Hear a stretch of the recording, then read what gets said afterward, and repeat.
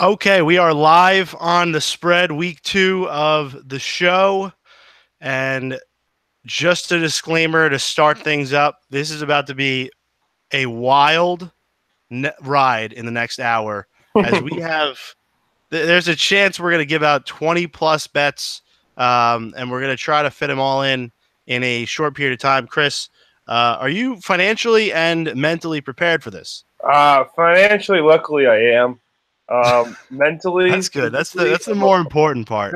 physically, emotionally, no, I don't know if I am. This is going to be wild. This has been an overwhelming day. We've found. I actually, in terms of my conferences that I've looked at, I have a bit of a light day, and I think you've scrounged up a gold mine of locks. So hopefully we have a big day for you guys. Hopefully they're locks. Hopefully, no, don't talk like that. But yeah, so we should have a big day here, and you want to kind of go time by time again? Um, I I think the best way for me to go is I look at the pregame page and I just go down there. So the first game on that slate it happens to be a 12 o'clock game, but it's UCF and UConn. So I know you have a pick there. Let's start there. So I like UCF -1. They're just a much better team than UConn. I know that they're on the road, but still, they're not really laying anything here. And Central Florida is going to be a very good team this year. We've talked about it on the show plenty, but they seem like they should be able to do whatever they want here in this game. I mean, they excel really at getting to the free throw line. That's where they get a lot of points. And UConn really does not do a good job keeping their opponents off the free throw line. And then on the other side of the ball, UConn likes to get a lot of their points inside the arc, and UCF is top 10 in the nation in 2-point field goal percentage against. So I like UCF. I think they should probably win the rebounding battle here too. And UConn may force a couple more turnovers, but I think UCF's going to win this game. So Knights -1. Okay. The next game on the docket here as we go down is scrolling here. Cleveland State and Wisconsin Green Bay. That's another one for you. Another one for me. Yes, I love Cleveland State here. I have them +9. If they're +8.5, I believe, which is what they are now, I would still take them. I think they just match up very well with Green Bay. I think Green Bay, up-tempo team. They love to shoot threes, and they do a good job at it. But Cleveland State is actually top 40 in the nation in 3-point field goal percentage against. And then on the other end of the ball, Cleveland State likes to jack threes and makes a decent amount of them, 35%. And Green Bay's defense is just very bad. They don't do much well at all, and I think this should be an up-tempo, fast-paced game. And you can see Cleveland State putting up points in bunches and hanging with Green Bay. So I think 9 is just too many points, and 8.5 is good too. Okay, so Cleveland State, we'll give it an 8.5 because I don't think we can get 9 anywhere anymore. I am putting all of the picks as we say them in the comments section if you're watching live. Let's go down to actually if you're not watching live, they come up real time, which is pretty cool. Valparaiso +5.5 against Missouri State. That's my next pick. I'm just not getting the Missouri. Did I say Murray State? No, you said Missouri. Okay. I'm going crazy. I'm not getting the whole Missouri State love. I mean, they have not looked good out of the conference. They looked okay against Southern Illinois, but probably should not have covered that game. We were on Southern Illinois, got a lucky backdoor cover there. They just don't seem like they're clicking yet. Their defense is not playing great, and they really. I mean, the only thing they really do well is kind of what their head coach's mantra was at Tennessee State which was force turnovers and press.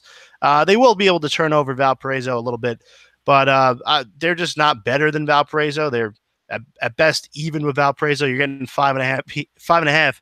Excuse me. So I will take Valparaiso plus the 5.5 in that one. All right, moving down to pregame. Do they go right in order of time? No, because they go with like the bigger conferences first, and then they circle back. Sure, yeah, because we've gone kind of in a decent order so far, but I gotcha. The next game is Central Michigan against Miami, Ohio. I'm taking Miami, Ohio here. I think Central Michigan is just overrated as a team right now, even on KenPom.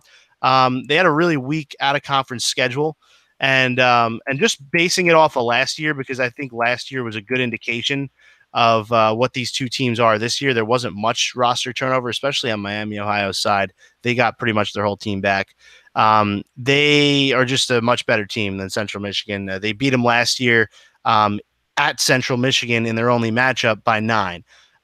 Same teams this year, another year of experience for Miami, Ohio. I like them to roll here against a Central Michigan team who played the 351st toughest schedule in the country to date.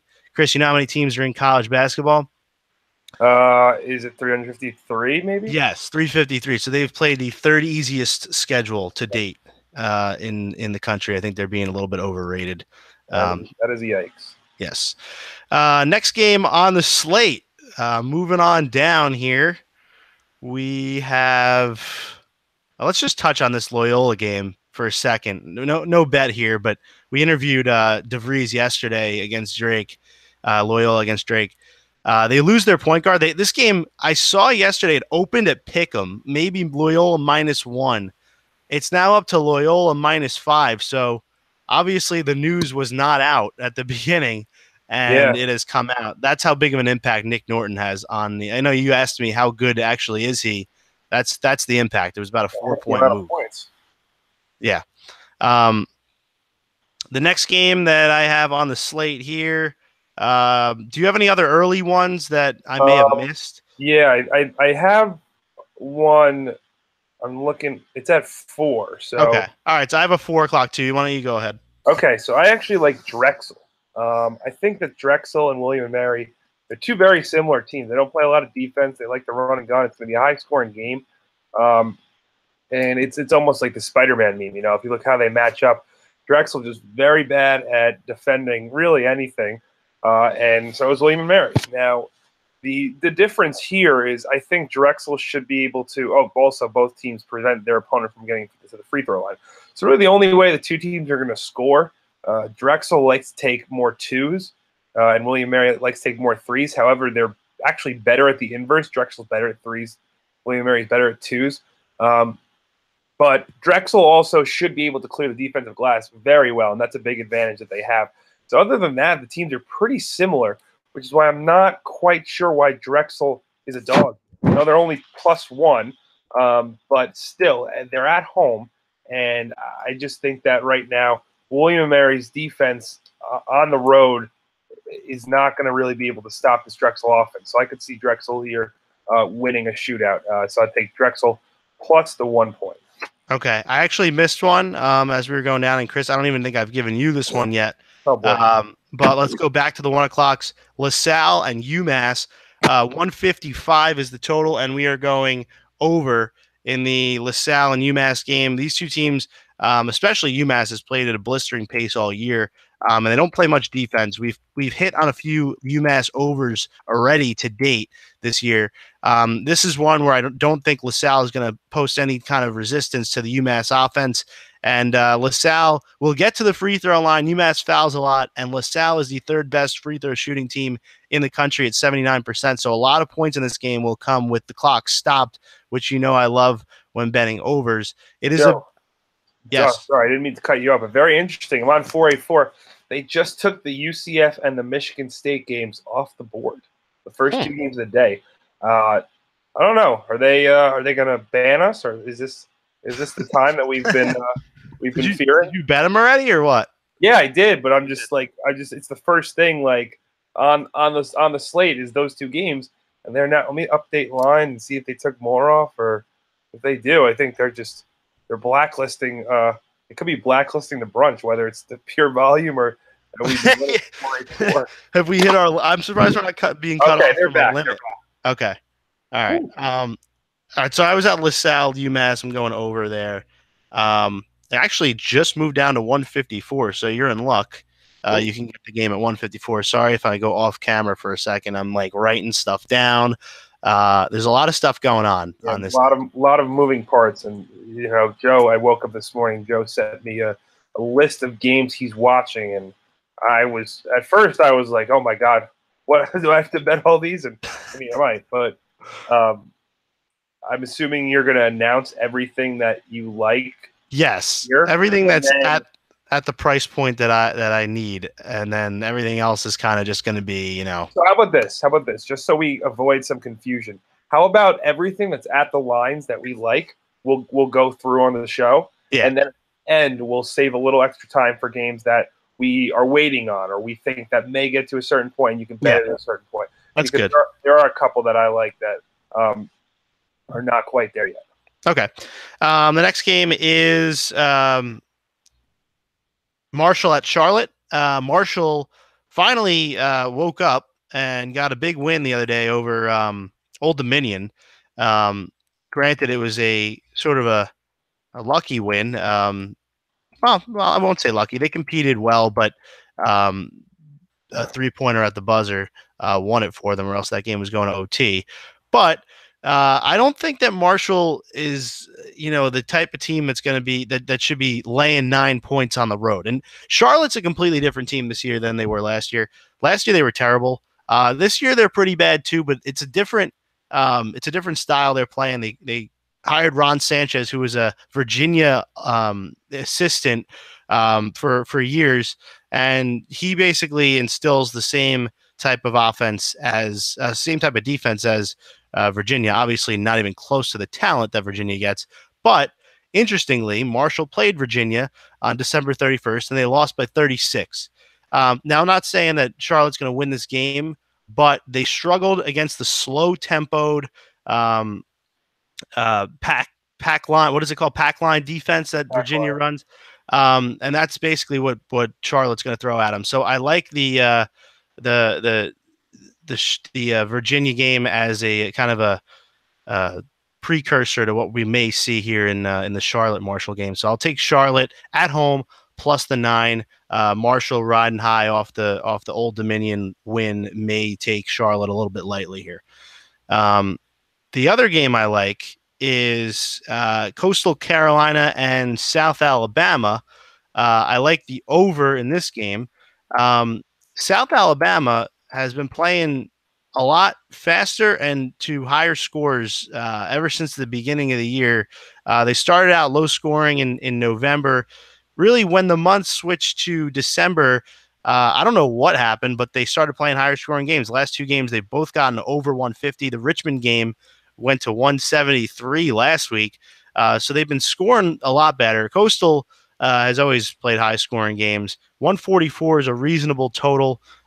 So with that being said, I will take the South Alabama, Coastal Carolina over the 144 is the total there. Chris, you got another 4 o'clock game, Northeastern and Hofstra. Yeah, I like Hofstra here. I was actually surprised. The line, I believe, went all the way up to 7.5. Now at 5, and I would take Hofstra here because I think they're just simply a much better team. I think Northeastern historically has been good in the Colonial, and this year they're just not as good. Their defense is pretty bad, and Hofstra is going to be able to score at will. They're going to be able to score pretty much wherever they want. And then on the other end of the ball, I know that Northeastern likes to shoot threes, and Hofstra, they should be able to defend that well enough, keep them off the free throw line, and I think they'll win the turnover battle as well pretty easily. So I really don't see a scenario here where Northeastern is able to keep up with Hofstra. So I'll take Hofstra -5. All right. I will add that into the comments section ASAP. Just trying to find where my next game is coming from. Say it again. Oh, the Longwood fighting Longwoods, Joe. Oh, okay. Those were I was gonna throw all those at the end, but yeah, why don't you take Longwood because that was your pick anyway. Right. Yeah. So I actually I was actually looking at this matchup yesterday because Longwood, they were a team that I thought I might want to bet an under on, but I looked at the matchup and I don't really get how they're getting this many points to Radford. I mean, they score the ball pretty well. They attempt the most threes, the 8th most threes, and they hit them at a 37% clip. And Radford's defense is just not very good. All they do is keep you off the free throw line, maybe force a couple turnovers. But that's about it. I think Longwood should be able to score relatively easily here. And then on the other end, I think their defense should do a pretty good job. I think they're not getting to the free throw line, Radford. They're not getting any O boards, and they do shoot pretty well from three as well, but they take a lot more of their shots from two, and that's where Longwood's defense specializes. So I just think that this is way too many points. That's 12 now. If you have 12 minus 105, it wouldn't hurt to buy it to 12.5, but I think 12 is fine. I don't really see why the Lancers are getting this much disrespected. All right. Yeah, I actually like that one too. You got me to look at it yesterday, and it looked good. So I'm also in on Longwood. Kent State minus 5.5 against Bowling Green. Kent State's a really good team. They went to Oregon State. They beat Oregon State on the road. Their out of conference was very good. I'm trying to just pull up the record right now just to show you how good. 11-2. Their non-conference strength of schedule not great, but they did not have any bad losses in the non-conference. So I really do like what Kent State has done this year. Rob Senderoff's been very good. They won the conference 2 years ago. A little bit of a down year last year, but it looks like they're bouncing back. And the other thing is that their star guard, Jalen Walker, was out for the first 5 games of the year. So I feel like their numbers are even a little bit deflated right now because they have not had a full season of him playing. With that being said, I like Kent State today against Bowling Green. Bowling Green has struggled on the road in the past few seasons. I don't think that Huger's doing a bad job there. They had a surprisingly decent year last year in the MAC, going 7-11. I think they were supposed to be a lot worse than that, and they brought a lot of guys back this year, but they've really struggled away from home. They went to Kent State and lost last year. I think Kent State gets them again here. Short number, not too bad to cover, 5.5. So I will take the Kent State Golden Flashes minus 5.5. And Joe, well, first, just so you know, it's actually at 5 now. But okay. Joe, you skipped one. You skipped our good friend Steve Prohm in the Fighting Prohm. Oh, right. Now, so that game actually, it's at -2 right now, and I would like to wait if it could go down to -1.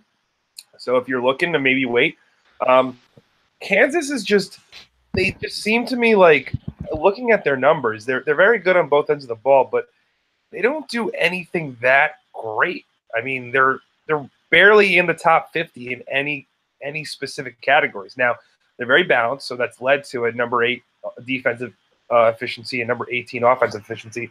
But Iowa State's been really good this year, and they should be able to score on this Kansas defense. And on the other end of the ball, I think they match up very well defensively. I think that Kansas is not going to be able to get to the free throw line much. They're not going to get many O boards. They're going to have Iowa State should win the rebounding battle here pretty handily. And then I just think these two teams are so close here.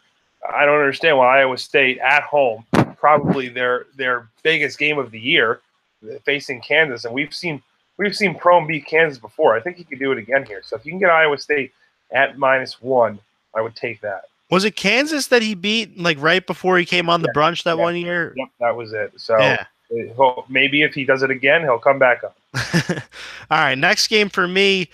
This game, I don't see any way that it can go over. And you know, this is famous last words, but Southern Illinois and Northern Iowa. Okay, two teams that play at a blisteringly slow pace. But not just that.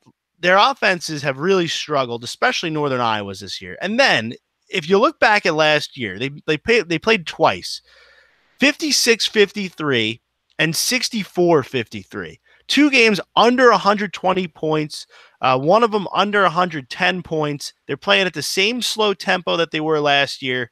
I am taking Northern Iowa and Southern Illinois under 128, and I believe that's a new one for you, Chris, too, because I have not given that one. Just wrote it down. Under 128, UNI, Southern Illinois. I will write that down as well. That is my next pick. And give me 1 second here. I'll look through to see. I think you have a Canisius pick coming up as well. Okay, let's go to Canisius. I just think Canisius is so much better than Siena. Siena, I don't really get the love. They drew a lot of money against St. Peter's. The line swung again in the St. Peter's game. They were getting two to open the line on Thursday. The line closed. They were laying two on the road at St. Peter's. They ended up losing the game. Canisius, I liked them going into the year. They had a great year in the MAAC last year, 15-3, tough first round loss in the tournament, then a terrible non-conference. But I think that's just more so A, they had a tough schedule, and B, the MAC against anyone outside the conference is just not a good matchup. We've seen Iona the past 3 years. When they make the tournament, they get absolutely trounced in the NCAA tournament. I just don't think the MAC is very good. But inside the MAC, I think Canisius could still do the same damage as last year. I think they're so much better than Siena. So right now they're getting 2.5 at Siena.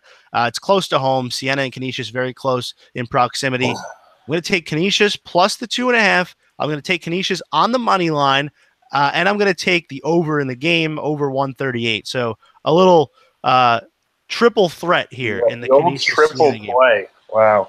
That doesn't come along very often. So take quite a game. Yeah, quite a game there. All right, I'll go next. I believe I have a play next. Western Illinois at Oral Roberts. I like the Leathernecks, and if you don't know who the Leathernecks are, that's Western Illinois. They just seem like the overall better team. I don't really understand it here. They shoot well from three. They take care of the ball, and Oral Roberts is just bad everywhere defensively.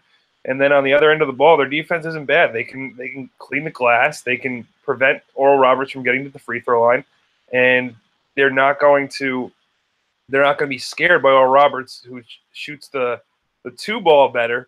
They defend that pretty well. So I just think they match up really well. And it seems like this game should be closer to a pick. So I would actually, right now the line is Western Illinois is plus 2.5. I would buy the half point, get it up to 3. So plus 3 minus 120. We like buying the half point to 3 usually. Our old pal Alan taught us that. All right, what's we might need to throw this. We might need to on the fly throw this Northern Iowa game in right now because it looks like the line is moving.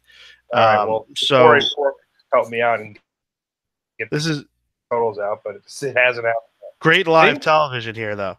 I think that could be it for my picks. Yeah, I don't think I have any more. I like I said, I had a bit of a lighter day, and I'm just looking. Can you go ahead and take my? Since I have a bunch more to go, do you want to go ahead and take my my Sacred Heart pick, because I'm pretty sure that you love that one as much as I do. Heart, actually, I believe the line is at 3.5 now. So again, they're minus 3.5. I would buy that down to 3. But they just seem to be much better, in every aspect. I mean, their defense is not great, but Central Connecticut State is not going to be able to take advantage of that. They excel getting to the free throw line, and that's where Sacred Heart's best aspect of their defense is. And the offensive end of the ball, Sacred Heart just seems to be better in every area. Central Connecticut's defense is just as bad. Sacred Heart should take over the offensive glass. They'll be able to hit some threes. They'll be able to score relatively easily. And it just looks like they just match up a lot better, despite maybe on the surface both teams looking relatively even. So I would take this at -3, -120. This game last night opened up at -1, and I got it. It was on FanDuel. I don't know why FanDuel had it up that early, but I bet 2 units on it. This is my first 2-unit play of the year, Chris. Yeah, that's the first. We usually never have those. No, I mean, because it's very difficult to kind of gauge, what bets are better than the others. And I feel like when we've tried to do that in the past, it hasn't worked for us. But this game looked so good that I figured, why not? Also, I did have a 1.5 on. We've done a few 1.5s. I think you did one. You did a 2-unit on Drake that game when we bet the money line, didn't you? Oh yeah, it was a bit of an accident pick. It was supposed to be 1.5, and then last night I had 1.5 on Ball State. That was probably one of the easier money line bets. I never got that. So Joe, I don't know if I told you what I did is I parlayed the Ball State and the SMU money lines. So I was able to able to make some cash off of that. There you go. See, you're being resourceful because SMU was a little bit higher on the spread Exactly. than we Their wanted spread was a little higher than what we wanted. They wound up not covering, so by it a worked. point, half Yeah, a point. worked out pretty well. All right, my next game, I'm going to Abilene Christian. Abilene Christian, I think one of the best kept secrets in college basketball. I right agree. now. Excuse me. I love this team. I found myself betting them quite a bit in the non-conference, and I think that they are a bit of a good keep secret. They don't really do anything wrong. They foul a lot, but the good thing for them is that Sam Houston State never gets to the free throw line. One of the worst teams in the nation at getting to the free throw line. But other than that, I mean, Abilene Christian, one of the best 3-point shooting teams in the nation. They don't turn the ball over. They turn you over.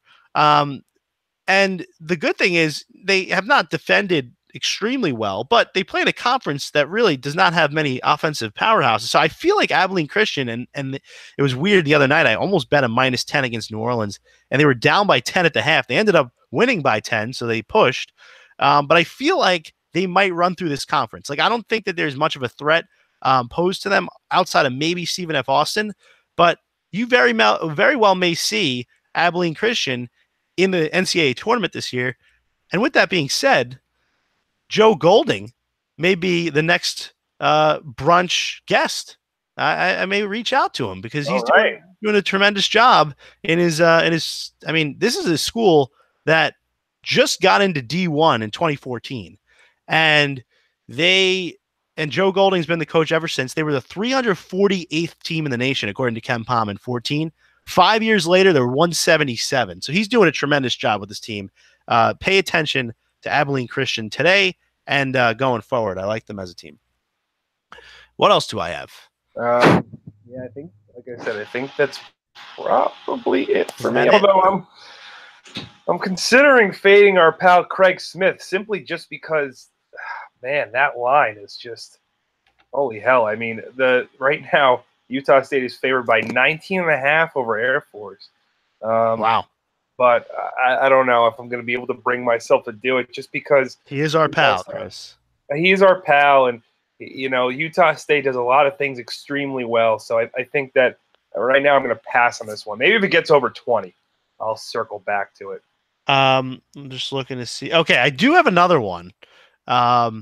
It's an extra game. It's Wagner and Wagner, Joe, I believe it's Wagner and St. Francis, New York. I don't think we have a total yet on 4A4, but I'm pretty sure the over-under for the first half is going to be 62. Okay? We're going over. Over 62. Wagner versus St. Francis, New York. All right. Give me a second. I'm pulling up the matchup. I know I liked it last night. I got to figure out why I liked it. Okay. Last year, they played 2 games, right? The first game, they scored 157 points in the game. And then the second game, they scored 140 points in the game, both way over what today's total is, which is 132. But more so, both these teams slow-tempoed offensively, but fast-tempo defensively. So both of them press. I like that in a very low-total game of 132. Both teams foul a ton, so you get a lot of free throws here. I think this is kind of a sneaky game where people are just expecting the game to be low scoring because the offenses aren't that great, and the offensive tempos are slow. But I think as a matchup against each other, they may speed each other up. So sneaky over Wagner, St. Francis, New York. The old Wagner.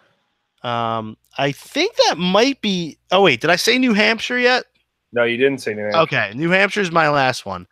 I have New Hampshire getting. Right now they're 6.5. I'd buy the half, get to 7. New Hampshire's offense is absolutely dreadful, but so is Binghamton's. I mean, this is a game that's really ugly, but I like. I mean, these two teams. Just to give you perspective on what they are, Binghamton's 4-11. New Hampshire's 2-11. So this is a very ugly matchup. But I don't think anyone should be laying 7 points in this game. I think these teams are a lot closer to even. Um, Last year, New Hampshire beat Binghamton both times they played them. So it seems like they got their number a little bit. The teams are similar in terms of quality from a year ago. I mean, New Hampshire's worse, but not too much worse. I just think that if you look at the matchup, there's not much that Binghamton has going for them.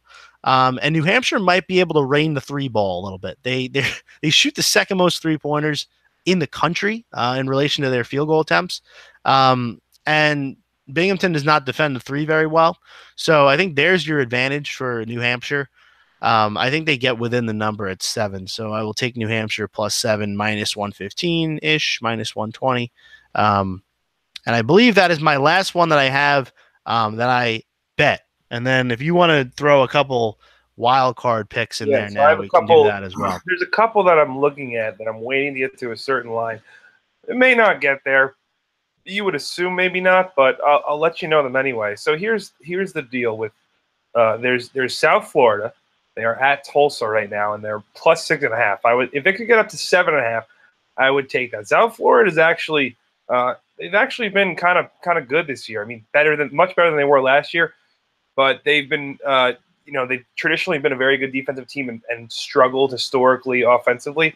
Now they've found different ways to get offense. They're the best team in the country getting to the free throw line. They're a top 10 offensive rebounding team. So they can do those very well, and even shooting wise, they're better than they've been. Their biggest deficiency is turning the ball over, which I don't think Tulsa is going to do much of. And on the other end, like I said, their defense is very good. They'll let Tulsa get to the free throw line, but that's about it. And I think they're going to win the rebounding battle very easily. They'll be able to win the turnover battle on that end, so that should be close. I just think that these teams are closer than that. However, I would like to see it get to 7.5. Next one I have is the SEMO game, the Southeast Missouri State, or SEMO, as our good pal Steve Prohm has called them before.